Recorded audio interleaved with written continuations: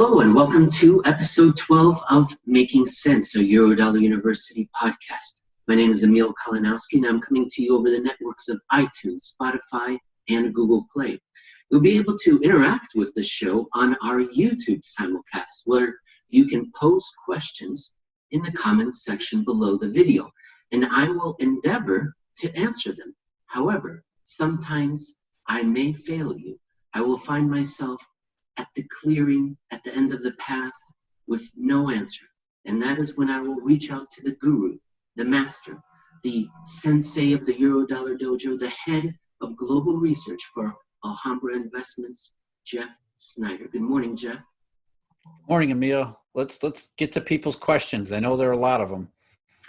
If this is Eurodollar University, then I am John Bluto Blutarski, maintaining a grade point average of 0.0 for the following questions. Let's start out with the very first one. And this one comes from Jeffrey Birchfield, all the way from March 24th of this year. There it is. Will $2 trillion in new US Treasuries make a dent in the collateral shortage? So the deficit spending, Jeff, good news for collateral shortage? Yeah, in a way it is, except that we don't know how they'll be distributed, right? I mean, if those $2 trillion in treasuries are largely, hoarded up and bought by primary dealers, end up sitting in just their inventories and not really, the dealers aren't willing to redistribute them to the rest of the system, then it doesn't really make a difference. It's the old stock versus flow argument. And stock versus flow doesn't apply just to currency and money. It applies, unfortunately, to the collateral space too.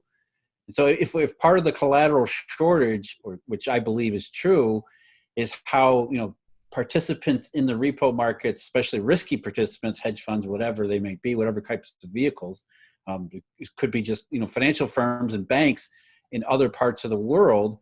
If they are, viewed by these dealers who are buying up these new treasuries as too risky to even, do some securities lending and collateral transformations, then it doesn't help satiate the demand for good collateral that exists far and wide. So, again, the system is set up sort of as a funnel where everything is pushed out into the banking system, and only a very small subset of the banking system first, with the idea, the hopes that then the primary dealers then start to distribute all of these resources, whether it's collateral or cash, to the rest of the system, sort of like, a farmer who is watering his field. If you only water one small segment of the field and hope that it dribbles out to the rest of it, do you expect to have a full crop?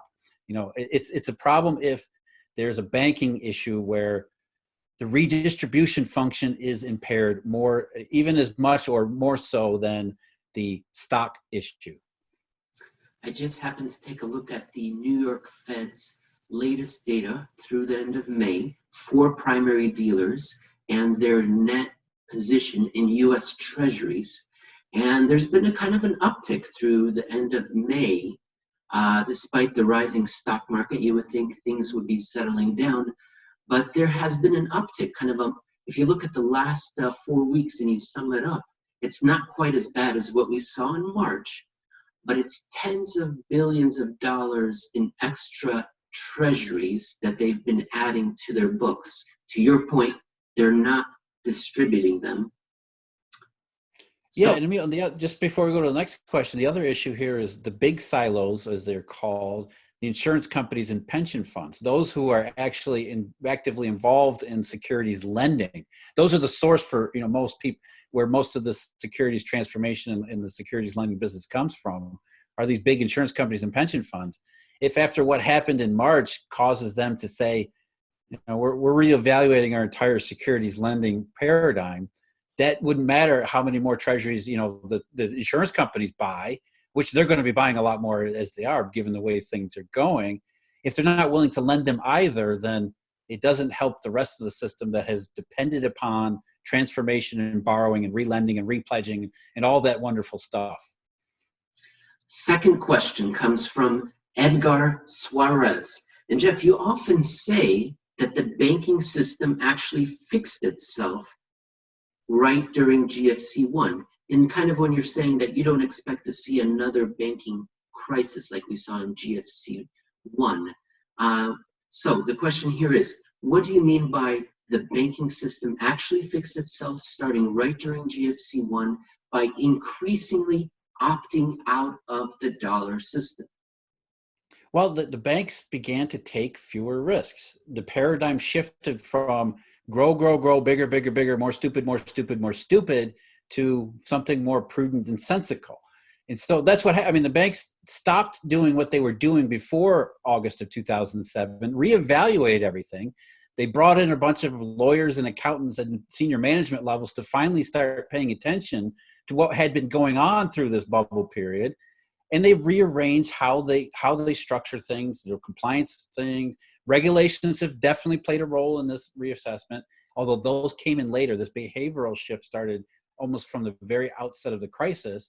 And what that did was banks became less banks. They became less of what they used to be.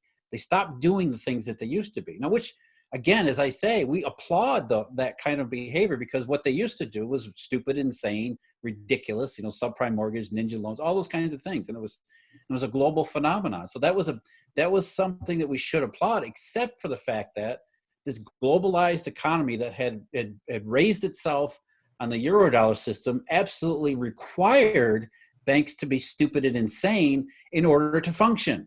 So we give up on the banks, and the banks start acting more responsibly, which means we don't have the economic growth and globalization, because the banks acting irresponsibly were the way that we financed all of that globalization and growth. And so the banking system fixed itself, and then in doing so, individual banks are fortified. Their balance sheets are in much better shape. They don't have the same kinds of ridiculous holes in them that they found out they had in 2007 and 2008.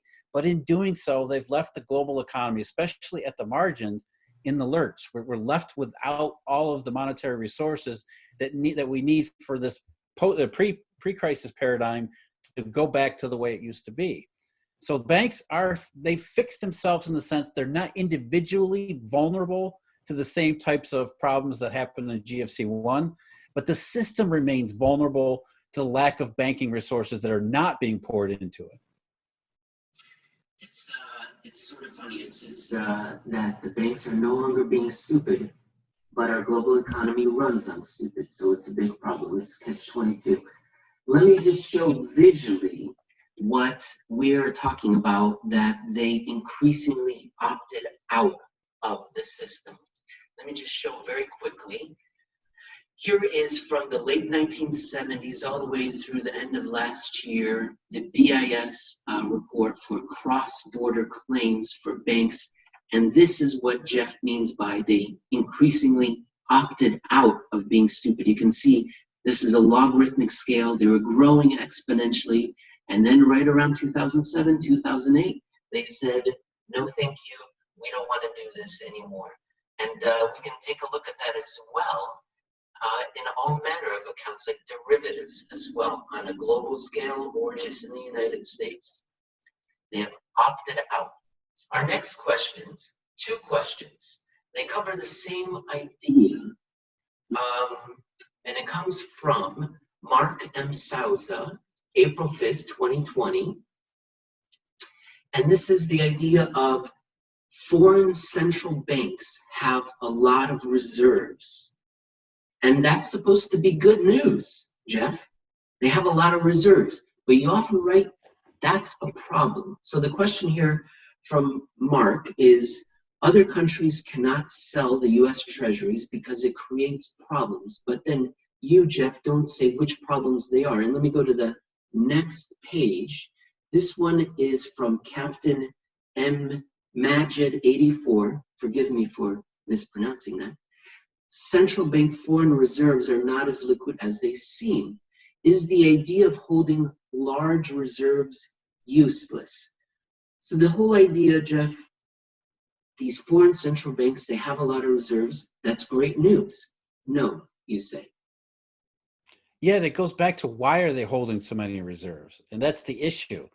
And the issue is, and what it really revolves around is, how do those reserves end up in the foreign central bank's hands to begin with?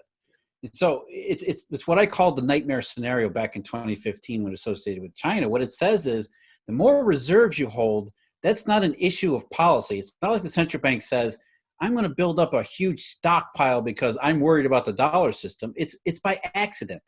They have a bigger dollar flow going into the country, and as a consequence, an indirect accidental consequence to that dollar flow, under normal circumstances, a lot of it gets redirected into the central bank hands, which it then invests as quote unquote foreign reserves into US Treasuries because it wants to earn some interest on these reserves. So it's building up its reserves based on what's happening in the Eurodollar system, the globalized economy, which then tells us the more reserves the central bank has built up, the bigger its potential dollar problem must be because it has all of these dollars flowing onshore. And what happens if those dollars suddenly don't flow onshore? If you have a big flow of dollars going in and all of a sudden there's no dollars coming in, then you must have a big dollar shortage, which you have to deal with. And how do you deal with that dollar shortage? Well, you start to mobilize reserves, selling US Treasuries. Now, right off the bat, what happens when you start selling US Treasuries? You're basically advertising to the same banks who are denying your local banks their normal access to Eurodollar funding that, hey, guess what? We're having problems. Not only do we have a big dollar shortage need, I'm telling the world that we have a big problem that's causing so much issues, so much local dollar disruption in our markets that the central bank and the government have to combine and intervene in that market. It's the same kind of thing as banks going to the discount window. You know, the argument is why don't banks just go right to the discount? It's there, it's useful supposedly. So why don't banks? Because they know once you go to the discount window, once that happens, that advertises to the entire marketplace something must be wrong, something we're not maybe aware of. Something's wrong with this bank. Now take that type of stigma and apply it in the same respect to this massive dollar problem where you're mobilizing US Treasuries. What you're saying is, we've got a big problem. And if the country happens to have a whole lot of US Treasuries, a lot of reserves, like China or Brazil, what that says is we've got an enormous dollar problem. And the end of the discussion is that mobilizing reserves doesn't actually substitute. It's a poor substitute for the dynamic dollar resources that the banking system actually supplies on a normal basis. So what you have is this massive problem, this illiquidity problem from the normal operations of the Eurodollar system, that the selling reserves and funneling them out using all these kinds of arcane swaps, as most central banks do, trying to influence behavior and do all these other, it's not a direct substitute for lost Eurodollar funding. So it's really a combination of all those things. You're advertising to the market that's already apprehensive that we have a problem and a big problem, and we're not going to be able to fix it because we're central bank bureaucracies. We don't actually do all of the things that markets actually do. Even I fall into the trap when I shouldn't, is of putting central banks central. It never occurred to me, as you explained at the beginning of your answer, that the central banks are not doing this purposefully. They're bystanders, and the reserves are building up as a consequence of what other banks in the economy is doing wildly. It's amazing that yeah, Emil, China provides a really good example of that because most of their reserves built up because they were pegging the yuan to the dollar. And so they were in the local marketplace taking in all of these dollars as they showed up on shore and converting them into yuan locally. So they were, again, it wasn't they're building up a currency stash as insurance against the dollar shortage. They were just doing the regular course of business. And the more dollars that came on shore, incidentally, for reasons that have nothing to do with central bank policy, the larger their reserves grew. And so again, it's, if you have this big dollar stash, it's not insurance, it's an accident. It's an accident because you have this big dollar problem potentially. Should the dollar system start to go against you, you're screwed. What do you do? And that's what we saw. I mean, they spent what, almost $1 trillion in their reserve pile, and it didn't actually solve the problem, of course. And in fact, the yuan devalued tremendously, and it continues to do so. We implicitly put central banks central, and I believe our next question does that as well. I think this will be an easy answer. It's from Toja, May 1st. Are interbank dollar settlements possible without the use of central bank dollar reserves? Absolutely. In fact, that's our major issue here. Again, that's why I talk about the zoo, the period before the crisis where there were no bank reserves. There were no Federal Reserve tokens. There were practically nothing. And so what's settled in the Eurodollar system privately, organically, are these bank liabilities, long chains of bank liabilities that stretch all around the world that are called dollars. And the only reason they're called dollars is because banks on both sides of each transaction, or sometimes in groups, these ad hoc networks that we see in the SWIFT data, these ad hoc networks, these banks that engage in these offshore dollar transactions, so long as they all agree that these are dollars, even though it's all virtual, there's no actual physical currency here, then they're dollars. It has nothing to do with the US, it has nothing to do with the Federal Reserve, it has nothing to do with the US government. It's simply banks agree that, oh, these are dollars, these are dollar claims, this is a dollar asset, and it gets settled because that's how the banking system has evolved. We don't need physical currency. We don't need the Federal Reserve bank reserves. What all it was required was a couple banks to get together and say, I have this, you have this, our numbers match at the end of the day, therefore dollars. That is a frequent question and a point of disbelief that I come across in the YouTube comments, is that the system operated without reserves for decades, and it operated perfectly fine and the economy grew without reserves. Yeah, and it's this concept we talk about where we're starting to differentiate between public reserves, which is the Fed, what the Fed has done, and these private reserves. And I struggle with the term private reserves because, it's sort of a misnomer too. It's confidence. Exactly. It's always money is always confidence. Robert Miller, May 9th. Why would anybody be buying Japanese or European bonds when they could be buying US Treasuries? Jeff? Well, I mean, it's not everybody needs U.S. Treasuries, and sometimes you need euro-denominated collateral. So if you're a bank that's engaged in the eurozone, you got to have you got to have euro-denominated collateral in order to participate in euro money markets. So it's not a strict portfolio investment consideration as it is. Again, think about these things from the perspective of a bank and a bank operation. Therefore, it's balance sheet requirements. And so as a balance sheet requirement, if you're a bank that does a lot of business in Europe, you're going to need euros. You can't just strictly invest in dollars. You're going to need negative yielding euro collateral to participate in euro denominated repo markets so that you can run your repo operation, your European repo operations, so that you can run your European credit operations too. Next question comes from Mr. Sherman, May 10th. Christopher Sherman. How would the reserves become animated? We often say these things are inert. How could they become animated? Well, if the banking system went back to being stupid and insane, then I suppose the level of public reserves would be somewhat useful. But even then, I hesitate to say that because, again, it's the central bank offering reserves, even in the way the Fed does it, is not a substitute for a dynamic marketplace. The dynamic marketplace means I can go into the market and almost any kind of need I'll get, or any kind of need that I have, somebody somewhere is willing to offer me some kind of financial product for it, whether it's a funding product, a credit product, the blurred lines between money and credit. But the dynamic marketplace supplied before the crisis, almost anything you could imagine, any kind of requirement that you had. And so, the banking system was part of that marketplace, and funding a lot of it, based upon these public reserves that the Fed creates. The Fed operates so bureaucratically, so rigidly, it's not a dependable source of funding. And so it's already a hindrance to banks being reckless as we need them to be. As long as the system remains as it is, we need them to be reckless. They're not going to depend upon the Federal Reserve to be a significant part of a dynamic marketplace, to be a dependable source of funding so that banks start doing all those kinds of things again.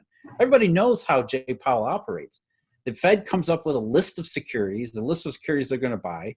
They think about these level of reserves according to their funky little curves that they draw in all of their models. And they have all sorts of regressions that tell them this is the right number of reserves for you. And if you don't like it, God damn it, it doesn't matter. We're doing what we're doing. That's not a substitute for the dynamic marketplace, which used to take place before the global financial crisis. And as a result, even if banks were going to use these bank reserves that are otherwise inert, it's an impediment to them thinking, we're not going to depend upon these as a big source of funding going forward. As an emergency source, as a last-ditch liability when no other liabilities are available, sure. But as a dependable source of funding to do these kinds of credit-based activities that get the economy going again, get inflation going again, nah, it's not happening. These things are inert.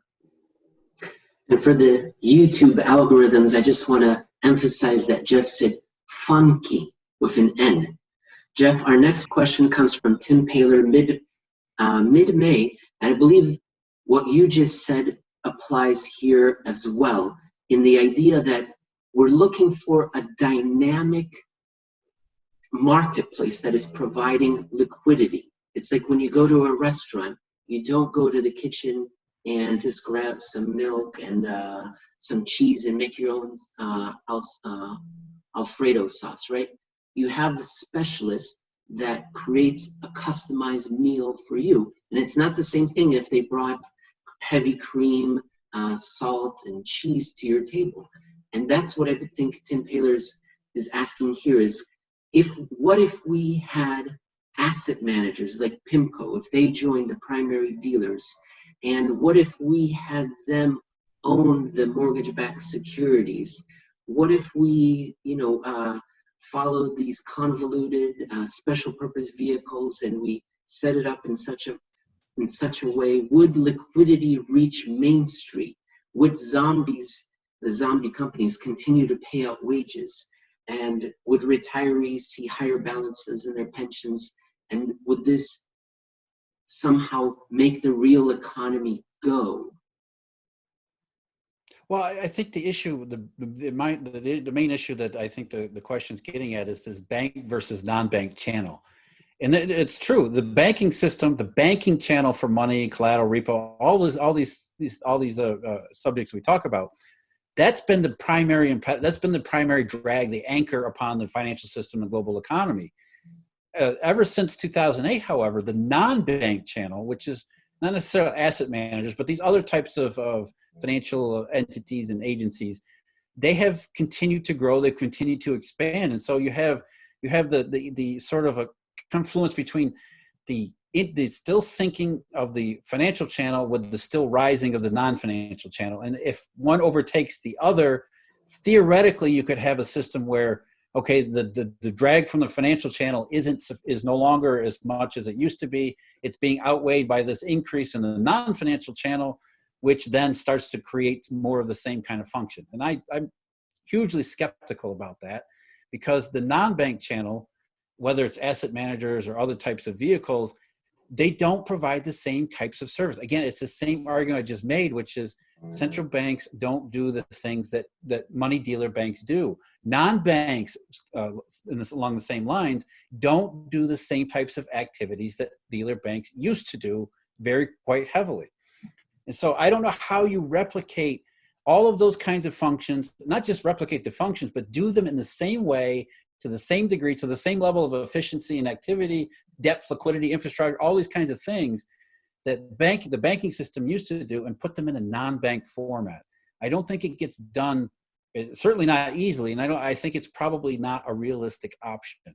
So you have some of the burden of money and finance being taken by the non-bank channel, but as we've seen over the last dozen years, as much as the two lines are moving in opposite directions, it hasn't moved the needle as far as the economy and these continuous euro-dollar and dollar shortages go. Jeff Snider, head of global research. You can find him on Twitter at Jeff Snider _AIP. He writes daily for Alhambra Investments, and you can find his weekly blog post at Real Clear Markets as well. And Rohan S. has a question to you that I suppose the core of it is, why is inflation always and everywhere a monetary phenomenon? Because we think about inflation as goods. So a couple of weeks ago, we were talking about Japan and how they had very low inflation. And Rohan very correctly points out, well, China was flooding the world with cheap goods. Doesn't the supply of cheap goods result in low inflation? Jeff, when does supply and demand of goods impact inflation, and why did Friedman and also Greenspan say that Inflation is always a monetary phenomenon. Well, what China did is absolutely nothing new in history. I mean, economic progress throughout history has been, quote unquote, flooding the markets with brand new goods at cheaper prices. That's what we call economic progress. That's productive deflation, which is capitalism. It's the success of capitalism, which brings down, through economy of scale, through the marriage of labor and capital and innovation and all of these positive aspects, that brings down the cost of goods such that they become widely available to a larger and larger market. Rising living standards, productive deflation. That's inherent in the background behind everything we do. But yet, as we see throughout history, we have these bouts of inflation. So there are definitely something beyond this background productive deflation that causes inflationary breakouts. And that thing is called money. Further than that, we have these very stark periods where we have deflationary breakouts that is distinct and different from productive deflation, which is that capitalism, rising living standard stuff, economies of scale.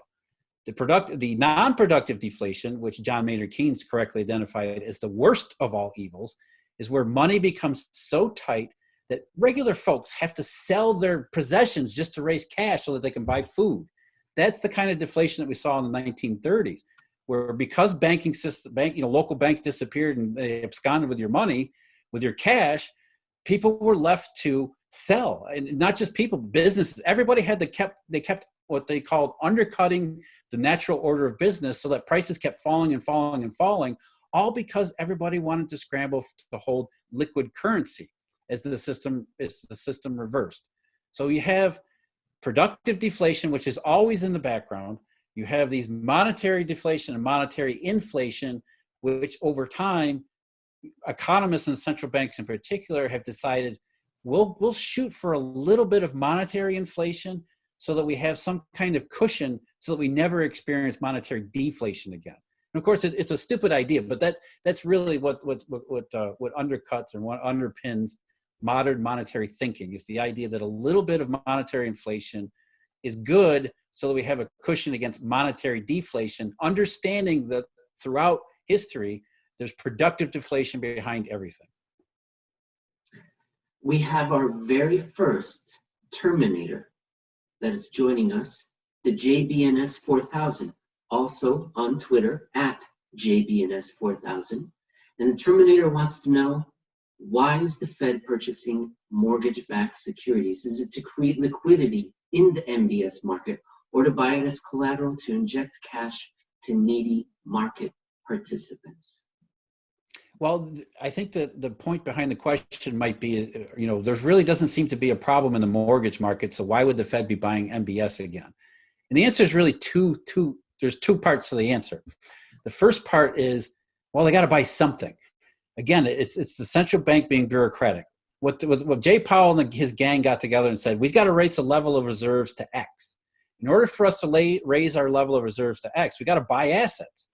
And they can't buy every treasury. They can't buy every this or every that. This, the Bank of Japan problem, where you start buying everything. So they have to spread out their purchases so they're not dominating any particular marketplace. Ironically, they do that even though their second part of the answer here is they want to show their support for the MBS market, because that's part of the puppet show and the psychological games going on here. They're trying to create this idea that there's a broad level of support for every single market, whether it needs it or not. So the Fed's going to purchase MBS, going to purchase corporate bond ETFs, although not much of those. It's going to purchase all of these types of assets so that the idea gets planted far and wide that, hey, we're supporting every financial, we're supporting the whole damn system. We've got it all covered. So it's two things. They need to buy some kind of assets to raise the level of bank reserves. And secondly, they got to appear to support every single market, given the level of problem that we're facing here. We're going to travel from the future, from our Terminator, back to the past, all the way to Norway. Mr. Flemming Solstad Nielsen. Jeff, can you pronounce that middle name? No, I have no idea. Well, it looks fantastic. Jeff, he's asking, is the Fed violating the Federal Reserve Act, buying these high yield risky bonds? And I suppose more to the point, Do they care? Do they even listen to their own warnings from yesteryear? As you know, the rule was set up: don't buy these high risk bonds because it's dangerous. But do they care? Are they listening to their own rules? No, and you got to understand the Fed has gone through several kinds of evolutions and several waves of evolution since its founding. And when it was originally set up in 1913 throughout the 1920s, it adhered to something called the real bills doctrine, which said that the Fed should only be funding real economic activity, should have nothing to do with speculation, stay away from all that stuff. We don't need to be funding on any of those kinds of things. So yes, before 1930, before the Great Depression, the Fed, kind of adhered to a real bills doctrine, but not really. But since the Great Depression, the Fed had, in the early 1930s, the Fed was completely reorganized. It didn't, in some ways it operated as 12 regional central banks rather than a single central bank under unified structure. And when it went to the single that we recognize today, the single unified structure that they have in the early 1930s, they recognized that, maybe the Fed's main job might be what Walter Bagehot used to say, which is to support liquidity across other markets. And we shouldn't be making determinations about what credits are risky and what credits are speculative and what credits are real bills and those kinds of things. And so they amended Section 13 of the Federal Reserve Act. They amended actually specifically the third paragraph that allowed them these broad emergency powers, 13-3. And under 13-3, it basically says, yeah, we want to be a responsible central bank. We want to do things that are, we don't want to be encouraging speculation. We want to do things that appear to be prudent. However, we realize in an emergency situation, we're just going to do whatever the hell we want anyway.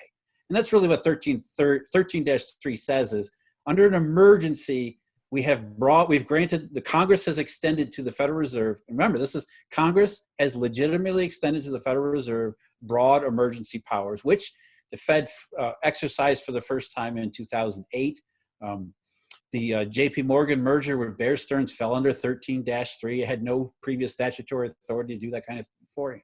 So yeah, the Fed wants to appear to be a prudent steward of the currency system. However, it is legally authorized to do things that probably, as the questioner is shaking his head at, speculative instruments, these kinds of, high yield junk bonds. Why is the Fed in that space buying those kinds of things? And the answer is because they judge this as an emergency, where what we saw in March was a breakdown in that, especially that part of the marketplace, which had enormously destructive monetary effects. Therefore, okay, even though it's junk bonds, because we saw that breakdown, we can't let that happen again. So we're going to buy a bunch of junk bonds so that everybody has the idea, or we give everybody the idea that we're supporting that market. Whether they are or not is a completely different question. From the Fed's perspective, they're doing this to support that market so we don't see that kind of dislocation again. And yes, it is authorized. It is absolutely, positively legal. Whether it's prudent, whether it's wise, those are completely separate questions. Whether it's effective.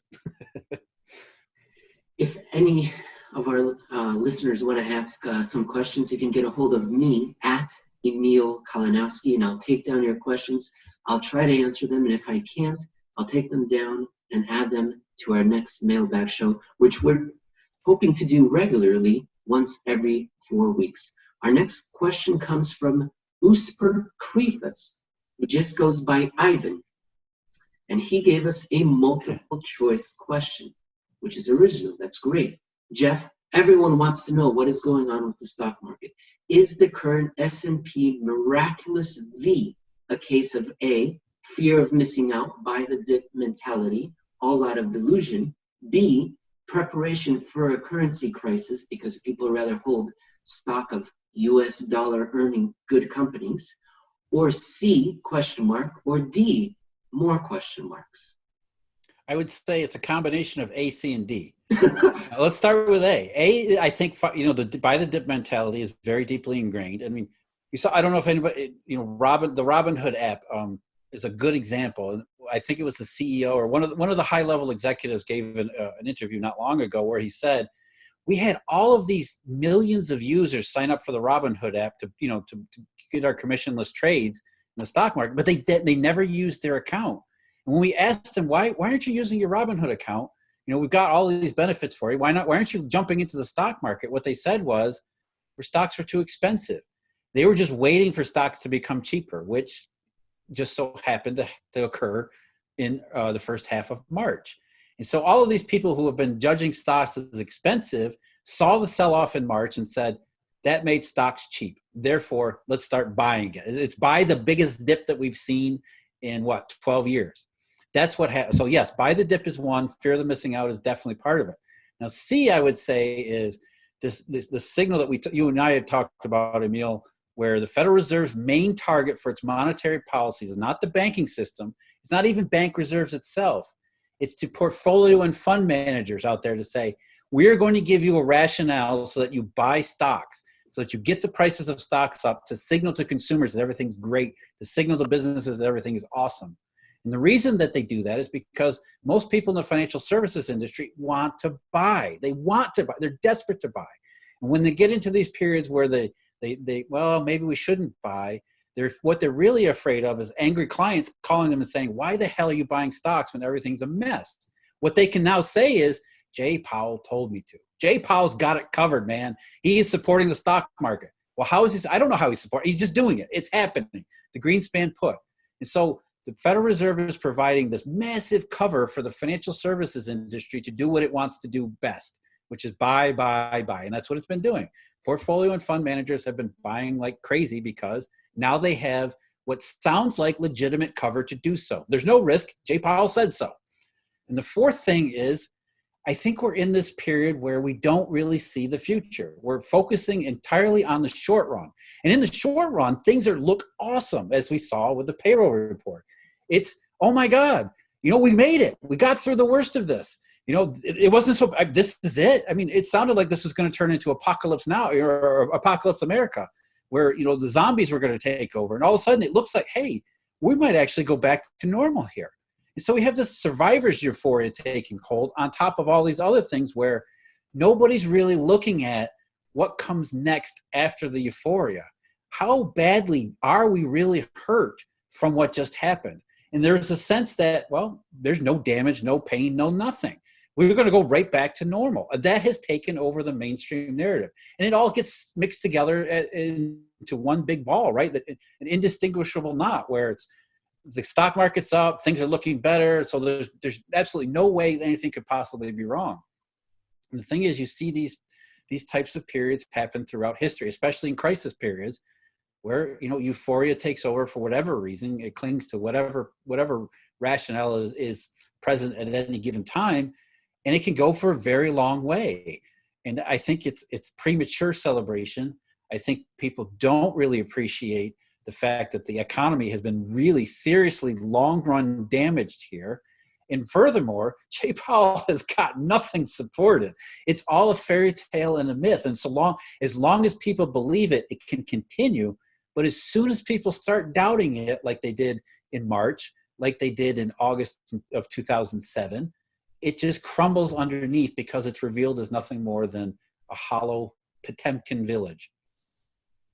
And for those of you who don't know your early Soviet history, we could also make the analogy to Wile E. Coyote walking on air, and as long as he doesn't look down, he can keep walking. Our last two questions concern the same idea, and that's the 1970s and inflation. Jeff, we've got one question from St. Lucille, another from Johan Kirsten, and it's just, can you talk a little bit about the 1970s stagflation, its link to the Eurodollar system, and where did inflation in the 1970s come from? Well, let's start with the second question. For where did the great inflation come from? And it's the conventional explanation is a couple of things. One was, the fiscal side of it, spending with the Vietnam War, Great Society, deficits started to become a bigger part of American life again for the first time since World War II. And the Federal Reserve was committed to financing those, much the same way that people accuse it of now, where it would have to increase the level of money in the system so that banks could buy all of this debt that was being sold by the government to finance Vietnam and the war on poverty and things like that. And then there was also the intellectual foundation of, Samuelson and Soloff, who said that there was this exploitable Phillips curve, that if we tolerate a little bit of inflation, we'll be able to bring unemployment down even further. It's almost like you could just, you could purchase more employment with higher inflation, and you could do so in a very controlled and predictable manner.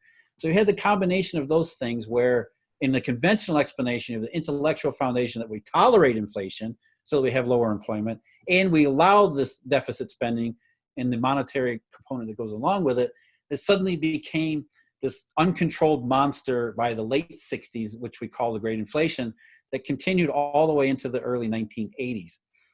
Now, my view is a little bit different than all that. I think the Samuelson Soloff part of it is absolutely a big part of the explanation, but so is something else called benign neglect, which also relates to something Paul Samuelson said, which was we had this global monetary flood, a real monetary flood, that happened outside the purview of the mainstream view, which was, Eurodollars, not just Eurodollars, but also other forms of money that rendered the traditional monetary definitions moot by long before the early 1970s when the Fed started talking about it. I mean, go back to William Abbott in 1961, I think it was, who said, we got to reorder the monetary statistics M1 through M5. This is 1961. So you had monetary evolution, however you want to describe it, and we could spend a lot of time on this topic. But for me, it was the monetary evolution, the combination of benign neglect, or what Triffin called his paradox, all of these things combined into where you had this monetary free-for-all, and qualitative as well as quantitative expansion in all kinds of ways. And it did so in a manner that authorities had no idea what was going on, no idea how to handle it. And that's why it got out of control. That's the short answer. Now, I think the second question relates to, can we get this? Does this kind of situation happen again? Are we heading in that direction? And I think what differentiates the 1960s from the 2010s and 2020s is the monetary deflationary background behind it all. You have banking systems who in the 50s and 60s were just itching to do more, whereas in the 2010s and 2020s, as we've said before, they only want to do less. They want to take fewer and fewer risks, not more and more risk. Thank you, Jeff. And just for our audience to show that we don't edit everything on this show, it just happens live unless somebody passes out, I'm going to leave in that comment I made about Mr. Potemkin. I mistook that for early Soviet history, and I was only off. Much earlier. I was only off by a century or two. That was the 18th century. Yes, that's Tsarist Russia. It's very embarrassing, but I'm going to leave it in, and we'll have all the Russians make fun of me on Twitter, on YouTube. Jeff, thank you very much. I'll see you again next week. Take care, Emil.